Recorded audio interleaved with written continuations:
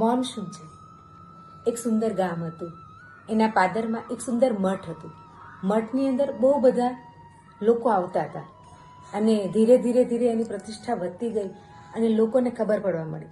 ત્યાંના જે મઠના જે અધિપતિ હતી ને એ બહુ બધાને સુંદર વાતો કરતા હતા અને લોકોની જિંદગીનો બદલાવ કરાવતા હતા. તો લોકો ત્યાં ભીડ વધવા લાગી.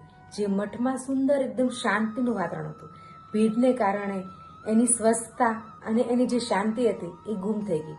એટલે ત્યાંના શિષ્યો એટલા બધા ગભરાયા અને એટલા બધા મૂંઝાયા. ત્યારે ગુરુને જોવે છે તો ગુરુના ચહેરા પર એકદમ સુંદર સ્માઇલ હતી. એ સ્મિત સાથે બેઠા હતા. એમને કોઈ પણ તકલીફ નડતી નહોતી.